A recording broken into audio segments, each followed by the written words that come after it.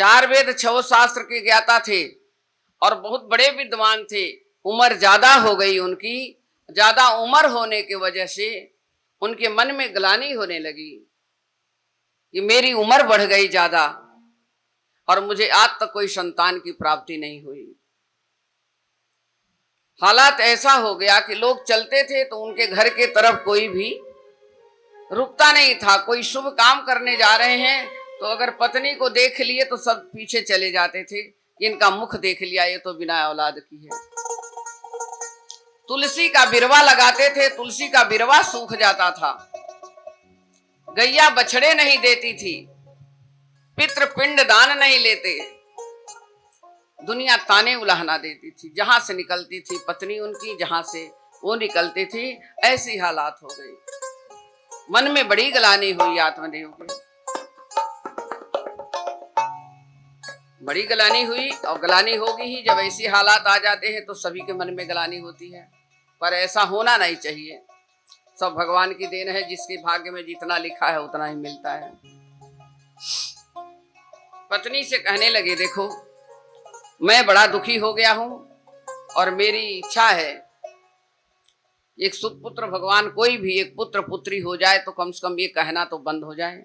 मेरे दरवाजे पर कोई ब्राह्मण भिक्षा नहीं लेता, कोई भाग नहीं लेता है और मेरे हाथ से पितृ पिंड दान नहीं लेते। एक ही क्या कारण क्या है? ग्लानि लेकर के वो चले गए भद्रशिला नदी के किनारे। भगवान के स्वरूप आत्मदेव पंडित जी ब्राह्मण थे और ब्राह्मण भगवान स्वरूप होता ही है, ब्राह्मण की दुनिया पूजा करती है। जा करके वहां तपस्या करने लगे, तप करने लगे। तप को इतना बढ़ा दिया उन्होंने कि बिना पुत्र बिना संतान के मैं अन्न जल ग्रहण करना ही बंद कर दिया। हवा पी करके तप करने लगे। शक्ति इतनी हो गई है, क्योंकि जब कुंडलनी जागृत हो जाती है तो भूख प्यास नहीं लगता उसको, अंदर अंदर श्वास लेते हैं, सब चलती रहती। आत्मदेव ब्राह्मण के अंदर इतनी ग्लानि हुई कि वही एक ही चीज उनके मन में, मुझे संतान चाहिए चाहे कैसे भी हो। भगवान विष्णु स्वरूप एक ब्राह्मण आए और आकर के खड़े हो गए। बोले, आत्मदेव जी आप कुछ वरदान मांगिए, आप कुछ वर मांगिए और जो आपकी इच्छा है वो मांग लीजिए आप। आत्मदेव जी कहने लगे, देखिए मेरी कोई इच्छा नहीं है, मुझे तो बस संतान चाहिए, एक औलाद चाहिए। ब्राह्मण देवता कहने लगे, देखिए जो रूप में भगवान के आए थे वो ब्राह्मण देवता कहने लगे, देखिए आपके भाग्य में औलाद नहीं लिखी है तो आप लेकर के क्या करेंगे, दुखी हो जाएंगे। कहे कुछ भी हो मुझे औलाद चाहिए, कैसे भी करके आप हमें वरदान दीजिए। आप ब्रह्मर्षि हैं, आप जानते हैं आप किस रूप में आए, ये भी मैं जानता हूं, क्योंकि भाई आत्मज्ञान होता है तो आदमी पहचान लेता कौन है, किस रूप में है। बोले, ब्रह्मर्षि आप सब ज्ञाता हैं, ज्ञानी हैं और आप जानते भी हैं कि मुझे औलाद है नहीं है, तो आप मुझसे पूछो मत। मेरे मन में आत्मा में बड़ी दुखी, बहुत दुख होता है। बोले, तुम्हारे भाग्य में औलाद का सुख नहीं है, कोई कुछ भी हो मुझे औलाद चाहिए। किसी चीज को मांगने पर जो आदमी तुल जाता है तो आदमी देता ही है उसको। आत्मदेव को एक बहुत सुंदर सा फल ब्राह्मण देवता उनके आत्मदेव के हाथ में दे दिए। ये फल ले जा करके आप अपनी पत्नी को दे देना। धुंधली उनकी पत्नी थी, और इस फल को खा लेगी तो सुंदर स्वरूप एक पुत्र आपको पैदा होगा और आपके वंशज आगे बढ़ेगा। आप नहीं मान रहे हैं तो ये फल ले लीजिए। कथा सब लोग पढ़ते हैं, सुनते भी हैं। फल को लेकर के आए और अपनी पत्नी को दे दिए। बोले, भगवान आज भगवान ने मुझे ये फल दिया है, इस फल को तुम खा लोगी तो हमारी एक औलाद हो जाएगी, संतान होगी हमारे घर में। पत्नी को दे करके चले गए। अब बड़ी उनको मन में हर्ष हुआ, बहुत अच्छा लगा उनको। पत्नी सोचने लगी फल को लेकर के, अगर इस फल को मैं खा लूंगी तो मेरा पेट बढ़ेगा, मैं आराम से सो नहीं पाऊंगी, मैं परेशान हो जाऊंगी, मैं अड़ोसन पड़ोस करे, उनकी आती दूती चुगली से उनकी आदत नहीं भरती, वो करेंगी जरूर। वो अपने बारे में सोच विचार करने लगी कि ये तो हम बहुत बेकार हो जाएगा। आलसी थी, और आलसी औरत जिसके घर में चले जा तो भगवान उन्हें लक्ष्मी तो अपने आप पहले ही भाग जाएंगी, कभी नहीं आती उनके घर में।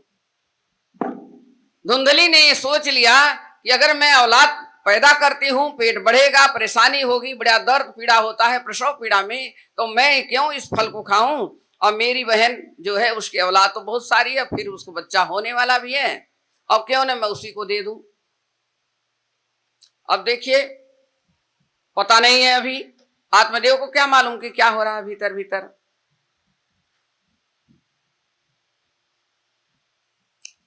तो सोच विचार करके, और उसकी जो बहन थी वो महालालची थी।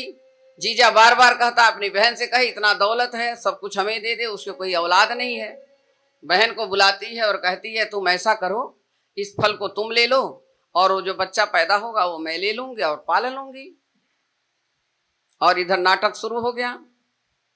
तबीयत खराब है, ऐसे है वैसे है, बेचारे ब्राह्मण देवता उनकी सेवा में लग गए, खुशी मना रहे हैं।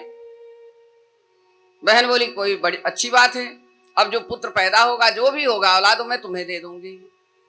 बहन कहने लगी मेरे तो 5-6 औलाद तो पहले ही है, 6 और 7वां होने वाला है, इसको दे ही देना है, मैं ये फल खा के क्या करूंगी। सामने उनके गौ माता बधी हुई थी, उसी फल को ले जाकर के गौ माता को दे दी। फल उस गौ माता ने ले लिया, ग्रहण कर लिया। अब यहां आत्मदेव जी बड़े खुश हुए। कहते हैं एक स्त्रिया चरित्रस्य पुरुषस्य भागम दैवो न जानात कुतो मनुष्य, दैवो न जाना भी कुतो मनुष्य। स्त्रिया का चरित्र कभी मनुष्य नहीं पार पा सकता। अरे देवता ही नहीं पार पाए तो मनुष्य की हमारी तुम्हारी क्या बात है। आत्मदेव मरते समय तक नहीं उनको पता लगा कि मेरा ये पुत्र है या मेरी औलाद है। अगर वो अपनी दृष्टता पर, अपनी चतुराई पर उतर जाएं तो देवता भी उनका पार नहीं पाते हैं। हम मनुष्य की तो कोई बात ही नहीं है, हालांकि सभी हैं, पर ये भगवान शास्त्रों में ही लिखा हुआ है जो हम बता रहे हैं। पुरुषस्य भागम, पुरुष का भाग्य बदलने वाली सिर्फ स्त्री होती है। भाग बदल भी देती है, भाग बिगाड़ भी देती है, उसी के हाथ में है। पत्नी सुलग चढ़ी है तो जीवन संगनी अच्छी हो गई तो जीवन बन गया अच्छा। आत्मदेव खुश, जिस टाइम उस फल को दिया गया उसी समय पर उसकी वो औलाद हुई, और उसी समय उस गौ माता से गौकर्ण जी पैदा हुए। अभी तो गौकर्ण जी पैदा हुए, नाम रखा जाएगा। और सारा चेहरा सकल जो मनुष्य का और बाकी गौ का, बड़े सुंदर। अब औलाद ये भी और ये भी दोनों। अब क्या भाई, अब खुशी का तो ठिकाना नहीं आत्मदेव को। आत्मदेव को खुशी का ठिकाना ही नहीं रहा कि अब हम क्या कहें। ऋषि को बुलाते हैं और नामकरण संस्कार करते हैं। प्रसाद आप सभी लोग, जो प्रसाद आ रहा है टेबल पर ही रखे जाए वहीं, क्योंकि लाइव चल रही है इस टाइम, तो प्रसाद वहीं टेबल पर रखवाया जा, टोकरी में बाहर ही। हाँ जी, और बाद में यहां भोग लग जाएगा तो सबको वितरण कर दीजिएगा, ऐसे करिए। और एक आप लोगों सबसे निवेदन है कि चप्पल है जो स्लीपर आप लोग उधर उतारें, ये बीच में सारी चप्पल आ रही है, और लोग कमेंट भी करें माता जी चप्पलें तो बहुत आ रही हैं, तो चप्पल यहाँ नहीं उतारा जा, साइड में करवाइए गुप्ता जी। हाँ जी, ये बहुत सारी चप्पल यहाँ उतारी गई है। आत्मदेव जी की खुशी का ठिकाना नहीं रहा। आत्मदेव जी अपने ऋषि को बुलाते हैं, पुरोहित को बुलाते हैं और नामकरण संस्कार करते हैं दोनों बच्चों का। बोले ये भी मेरी औलाद है, ये भी है, और दोनों का नामकरण संस्कार बड़े धूमधाम से किया गया। आत्मदेव धुंधली अपने बैठ करके बहुत आराम से नामकरण संस्कार हुआ। बेटे का नाम धुंधली कहने लगी, मेरे बेटे का नाम मेरे नाम से ही होना चाहिए। जैसे कर्म करी वैसे बेटे का भी वही नाम रखवा दिया, तो उसका नाम धुंधकारी रख दिया गया। और गौ से वो पैदा हुए थे, उनका नाम गौकर्ण रखा गया। जो गौकर्ण से फल से पैदा हुए थे, उनका इनको अंदर इतनी भक्ति थी, शक्ति, क्योंकि ऋषि का फल और ऋषियों का फल तो संतों का बहुत भाग्य से मिलता है। वो फल मिला उनको, तो उससे वो बहुत संस्कारी बोले, ये जो गौ जी गौकर्ण हुए हैं, गौ से पैदा है, बहुत बड़ा भक्ति और परम भगवान के भक्त हैं। और पुरोहित जो कह के तो चले गए। दोनों बच्चे पल रहे हैं घर में खूब, बहुत प्रेम पूर्वक। आत्मदेव बड़े खुश हुए। थोड़ा समय बीत रहा है, 5 साल के हुए धुंधकारी, 5-5 साल के, दोनों बराबर की उम्र। अब धुंधकारी तो झूठे सीटे और बस कुकर्म में लग गया। कर्म खराब, जैसी संगत वैसी सोहरत, सोहबत वही होती है। 5 साल से ही लड़ाई झगड़ा, अड़ोसी पड़ोसी के बच्चों को मारना पीटना काटना शुरू कर दिया धुंधकारी। और गौकर्ण जी तपस्या में लग गए पिताजी के साथ अपने, तब करने लगे, बहुत बड़े विद्वान बने। धुंधकारी जैसे जैसे बढ़ता गया वैसे वैसे वो आताताई असुर की तरह उसके सारे कार्य होने शुरू हो गए। बच्चों को पकड़ लेता, उसको ले आके कुएं में डाल देता, मार देता, हत्या ब्रह्म हत्या करना शुरू कर दिया। थोड़ी सी 18 साल से ज्यादा उम्र हुई, बस वो वेश्यालय में जाना शुरू कर दिया। धुंधकारी बहुत गलत काम में, बहुत अच्छे मार्ग से होते हुए भी, अगर कहते हैं प्रभु की कृपा नहीं हो तो मार्ग से भी भटक जाता है इंसान। पर संगत की बात है, क्योंकि माता पिता जो होते हैं, जैसे कहें पिताजी डांटते थे तो धुंधकारी उससे धुंधली लड़ती थी। आप मेरे पुत्र को डांटते हो, क्या करता है, जो मांगता है उसको क्यों नहीं देते हो। बच्चों को बढ़ावा दीजिए, ऐसे नहीं है बात है, बालक को प्यार भी करें, लेकिन बालक को उतना ही प्यार करो। जब पिता रास्ते पर ले जा रहा है तो माँ का फर्ज बनता है उसके रास्ते जाने दीजिए, तब बालक नहीं बिगड़ता। एक का डर बच्चों को होना चाहिए, चाहे पिता से चाहे माँ से। पर माँ अगर सही नहीं है, पिता रास्ता दिखाता है, तो माँ को बीच में नहीं आना चाहिए। आदत ऐसी बिगड़ गई कि बस उम्र बढ़ती गई, आदत बिगड़ती गई, पिता के हाथ से चला गया, माँ के हाथ से चला गया। अब विश्वविद्यालय में जाना जब शुरू कर दिया, पिता को बड़ा कष्ट हुआ। चारों तरफ से बर्बादी बर्बादी, बदनामी शुरू हो गई, तुम्हारा पुत्र ऐसा करता है। आत्मदेव क्या करें, बड़ी ग्लानि मन में उनके। बोले धुंधली से, अपनी पत्नी से, भगवान अच्छा था, बिना औलाद का ही था। नहीं औलाद थी तभी मैं सही था, ये तो औलाद पा करके मेरे मन में इतनी ग्लानि हो रही है कि सच कह रहे थे ब्राह्मण देवता कि तुम्हें औलाद का सुख नहीं है, तो सच में हमें औलाद का सुख नहीं है। ऐसा कुकर्म पुत्र, हे प्रभु हम कहाँ कितने पाप में फंस गए, आप समझाए पर मैं नहीं माना।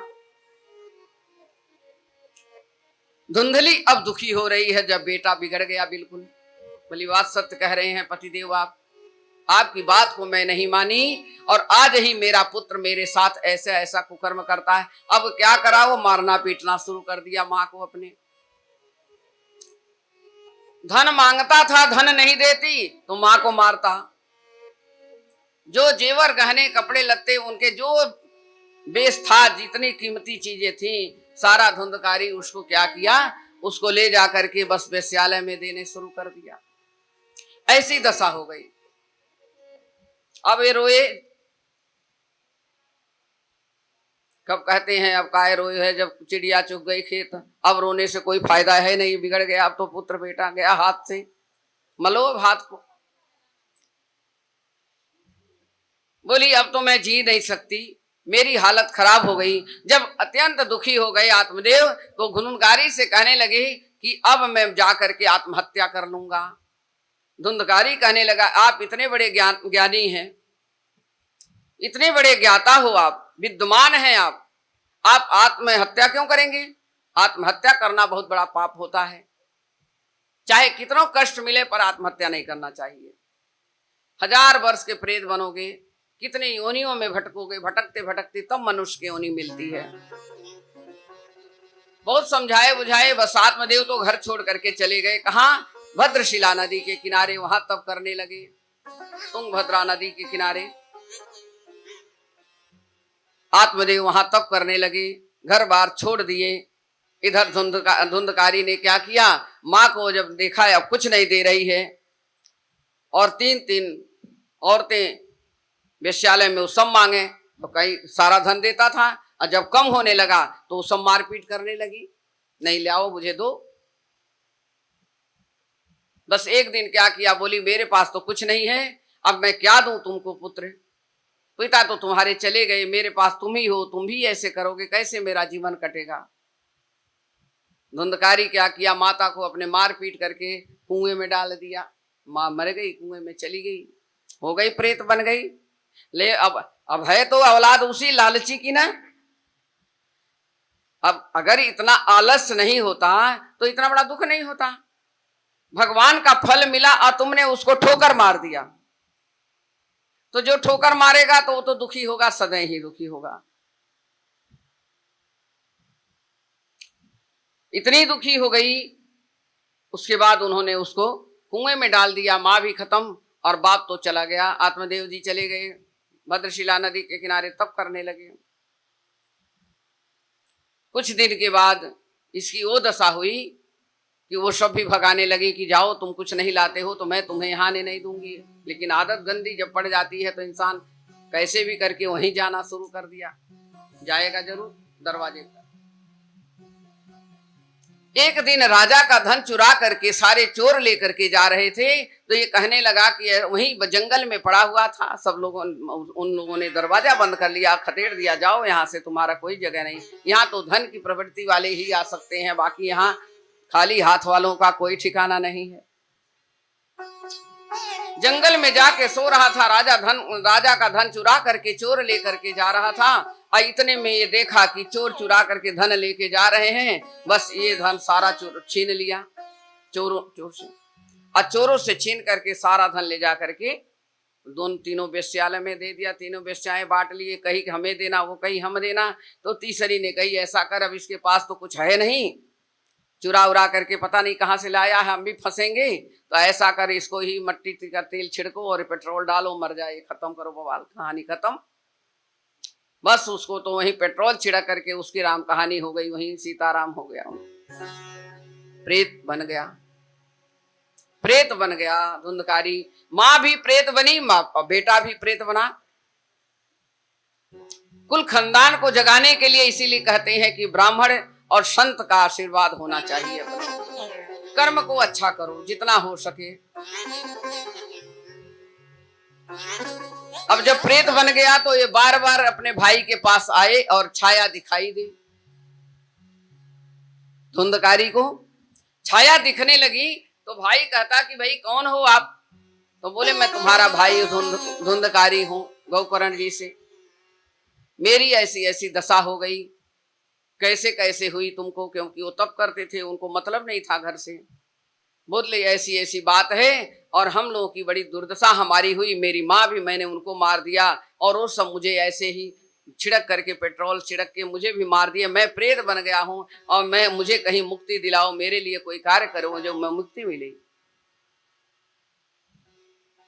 धुंधकारी कहने लगा ठीक है, तुम मेरे भाई हो और तुम्हें कष्ट से मुक्ति देने के लिए मैं तुम्हें कुछ उपाय करता हूँ। गया में जाके पिंड दान करते हैं, वहां पर प्रेत शिला में पिंड दान करे, वहां भी गए, फिर भी नहीं मुक्ति मिली। फिर आकर के खड़े हो गए, बोले हमें मुक्ति नहीं मिली, अभी मैं क्या करूं, मैं प्रेत योनि से दुखी हूं, आप मेरे भाई हैं, मुझे आप मेरा कल्याण कीजिए। धुंधकारी कहने लगे अब क्या करूं मैं? अपने गुरु को बुलाते हैं। धुंधकारी गौकर्ण अपने गुरु को बुलाते हैं और उनसे कहते हैं कि अपने मेरे भाई के बारे में बताते हैं, धुंधकारी के बारे में, कि आप ही कुछ बताइए। गुरु गोविंद से सभी दुनिया सहायता लेती है, आप हमें कोई उपाय बताएं, मैं क्या करूं? हे गुरुवर, मुझे कुछ नहीं दिखाई दे रहा है, मेरी माँ तड़प रही है, मेरा भाई तड़प रहा है, उसके लिए कुछ करें जो ये प्रेत योनि से छूट जाए। अब होता है कि सदगुरु जी से बात होती है, अपने गुरु से बात करते हैं। गुरु कहते हैं देखो इसके गया का पिंड दान किए, सब जगह तुम चले गए, प्रेत शिला चले गए, सब सारा उपाय किए, इसको नहीं मुक्ति मिली तो इसको एक भागवत कथा, महाभागवत कथा सुनाई जाए इसको, इसी से इसको मुक्ति मिलेगी। गोकर्ण जी कहे जैसे आपकी आज्ञा हो। गोकर्ण जी पूरे नगर में ढिढोरा पिटवा दिए कि भागवत महापुराण कथा होने जा रही है, आप सभी लोग आ जाइए कथा सुनने के लिए। विद्वान थे, भगवान का स्वरूप मिला तो सारे जितने उनके मिलने वाले थे सब अच्छे संस्कारी, बड़े बड़े विद्वान, बड़े बड़े लोग, और सारे गांव के सब लोग मिलकर के कथा सुनने, कथा की तैयारी हो गई, कथा सुनने सब लोग आ गए। प्रेम पूर्वक सब कथा सुन रहे हैं, भगवान का स्मरण करते हुए सब कथा सुनने लगे।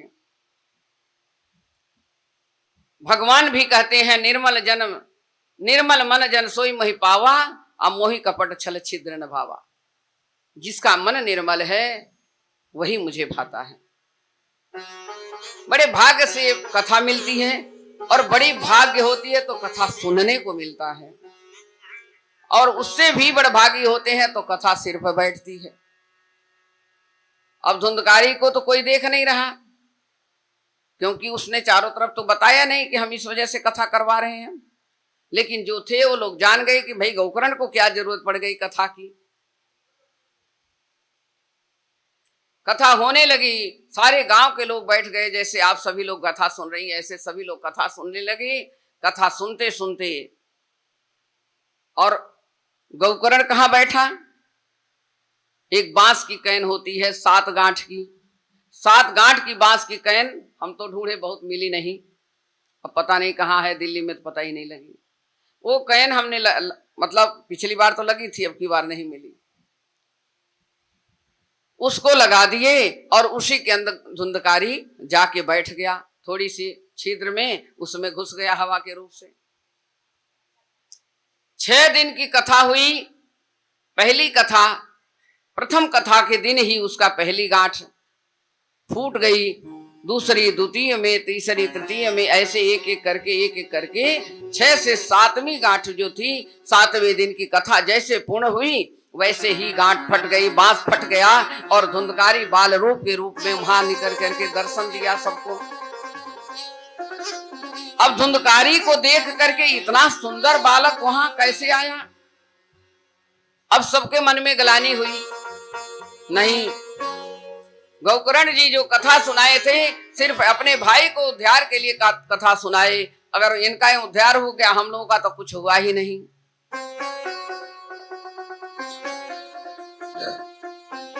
कहते हैं ना, ईर्ष्या द्वेष नहीं करनी चाहिए अपने भागवत कथा में। जहां जितना आदमी जहां पर मिले वहीं बैठो, जो हो जाए उतना कर लो, और ये करो वो करो भाग भूग करके तो नहीं होता है। प्रभु जी सबको देख रहे हैं, सबको देख रहे हैं, किस अवस्था में आप हैं, किस रूप में हैं, क्या कामना है आपकी, भगवान सब सुनते हैं, सब देखते हैं, सब।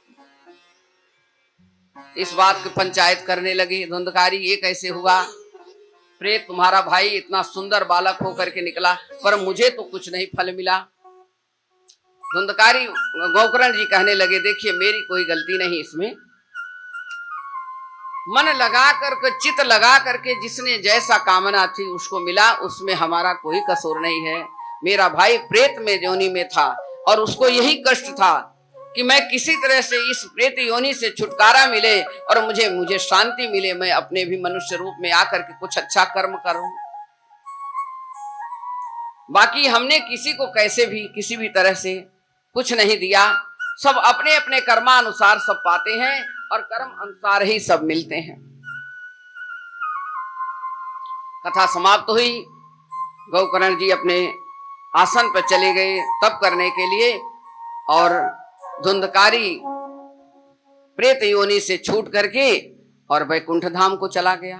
कथा सुनते सुनते किसी की मौत हो जाए, कथा सुनते हुए कोई अच्छा कार्य हो जाए तो उसका भी नाम होता है, और कथा सुनते भी कोई चला जाए प्रभु के चरणों में तो उसको उद्धार ही हो जाता है। फिर तो उसको धरती पे आने की जरूरत ही नहीं रहती है, फिर तो संसार से छुटकारा मिल गया, उसको कोई जरूरत नहीं।